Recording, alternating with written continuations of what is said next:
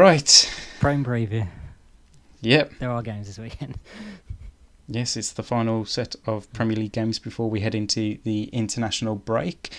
And we have two absolute monsters. One to start off and one to finish on Saturday afternoon. The point first, because I'm starting to feel slightly sorry for Arsenal fans in particular, because so many podcasts and YouTube channels, they start with Arsenal every week just about how poor their club is currently doing. It's getting a bit boring, isn't it? So they don't have to worry next week on Monday. They won't be the main talking point. Unless they get absolutely hammered. Oh, wait, sorry, are they playing Man City? Oh, sorry, Arsenal fans, you're going to be at the start of the podcast next week. Yeah. And the start of our Premier League preview here, as it is the Saturday lunchtime kickoff from the Etihad Stadium. Manchester City against Arsenal. City obviously got back to winning ways last week, put in 5 past Norwich, and Arsenal again losing this time 2-0 to Chelsea, which sees them amongst the bottom 3 in the Premier League. It's not pretty start to the season for Mikel Arteta's side in the league. It's not, but they're on a high right now. If you saw what happened on Wednesday, yeah, no better way to knock them back down as they perched after Aubameyang pummeled West Brom's under 11s.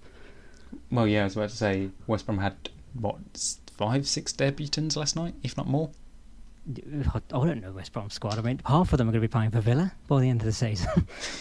The way we are signing their academy prospects. Yeah. I'm actually feeling pretty good for Pablo Mari. Well, yeah, he doesn't have to deal with a brute force of a striker. Exactly. Poor guy's still got PTSD from trying to deal with Lukaku. Oh, yeah. There has been a bit of injury news regarding Manchester City. Roberto Martinez has left out Kevin De Bruyne for the upcoming internationals, and he says he's not sure whether the Belgian international will be available for selection this weekend for Pep Guardiola's side. What's funny is I see Pep say that, but then Roberto Martinez came up a statement saying, yeah, Kevin De Bruyne is out for the game against Arsenal. Yeah. I like Roberto Martinez knows more about De Bruyne right now than Pep. Yes, but if anything, last week was point to prove that Man City actually didn't need Kevin De Bruyne against Norwich. Whether Arsenal will put up more of a test remains to be seen. And good news for Arsenal, like you said, Aubameyang scoring in midweek. He will probably come back into the starting 11, maybe. That starting 11 against West Brom was better than any starting 11 they put out all season. Yeah, I was about to say it's probably their strongest 11 they've actually put out this season. It was actually mental. I was like, oh, God. Like, just having a look at that again now, that is embarrassing that they only won 6-0 against that West Brom side. It looked like it was going to be more. Yeah. I felt sorry for him. But I think Man City should win this one, and I think it's going to be a bad start to the season for Arsenal heading into the international break, personally. Does look slightly bleak. Mm. If there's one last week I could add with Man City, what was all this stuff about Pep saying he's going to leave in 2023? Yeah, so news came out on Wednesday evening that at the end of his current contract with Man City, he's set to leave the club, not sign an extension, and then take like a year sabbatical out. And then he said he wants to have a look at managing a national team in the future, which understandable. I mean, he's done incredible job wherever he's gone, Barcelona, Bayern Munich and Manchester City.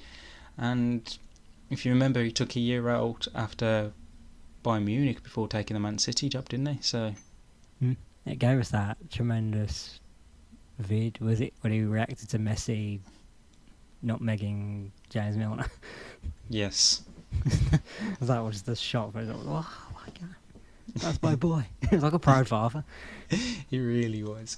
So yeah, it looks like we've got 2 more seasons of Pep Guardiola in England before he leaves, which will be a sad sight for the Premier League. But it'd be interesting to see who Man City get in after him. But there's no point in trying to speculate over that now. No, but there is time to ball over the other big news, I guess, that sort of involve Man City. They will not have a striker.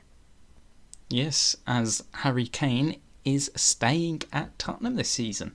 And his first game in the Premier League, which he'll probably be starting, will come against Watford this Sunday. Daniel Levy wins. Once again. That's all I say. Daniel Levy wins. He wins everything. Except for the Super League. But he wins again. Yes, I mean, I've even seen some rumours coming out that he'll sign a contract extension, and this time he'll actually have a release clause in it. I was going to say, oh, Dan, you can put the gun away now. Yeah.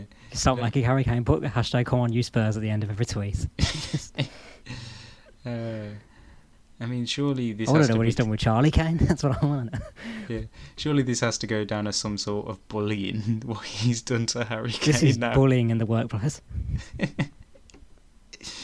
The business tactics of that man, honestly, what a hero! Absolutely. He's made Christian Person look silly. Yeah.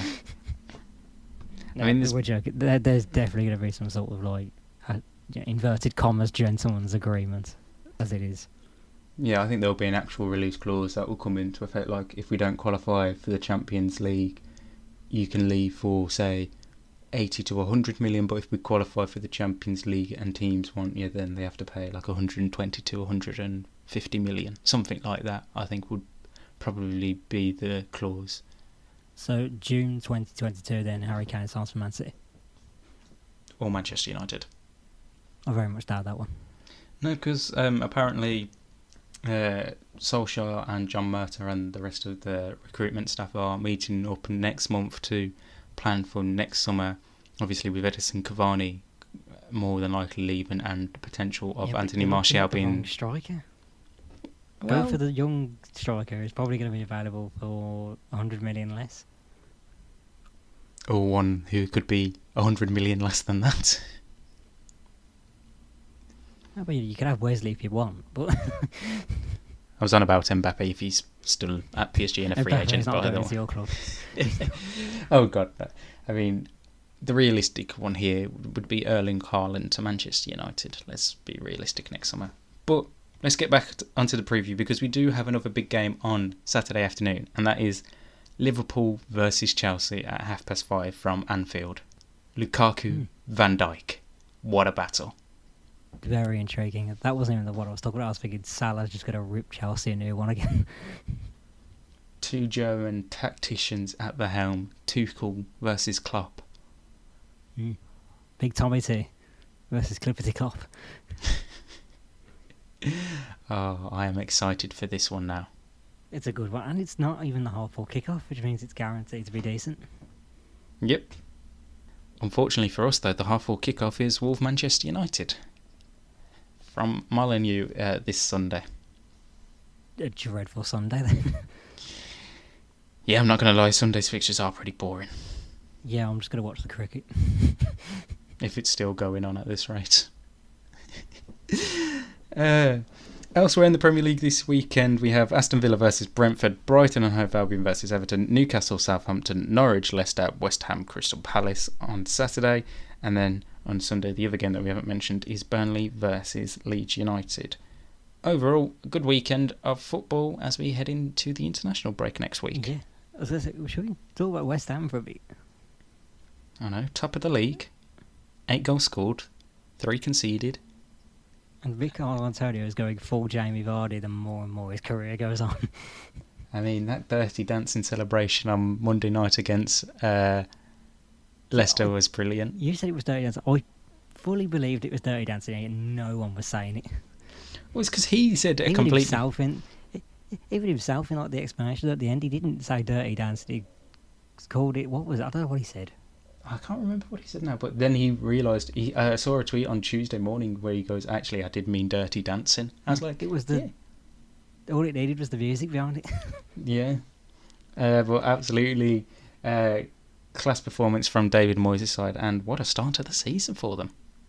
Yeah. Antonio is the main one, but Benrahma also has been... Incredible. Amazing. Yeah, absolutely Bowen's incredible. looked good. You know, all the Liverpool fans look he's stupid now that saying they didn't want him. Even Pablo Fornals is starting to look decent for him. Yeah. However, it's going to be a long season for them as they have Europa League action to come. And for us, the draw for the group stages is tomorrow afternoon for the Europa League and the Europa Conference League. Yeah. West Ham should enjoy the hell out of that. Yes.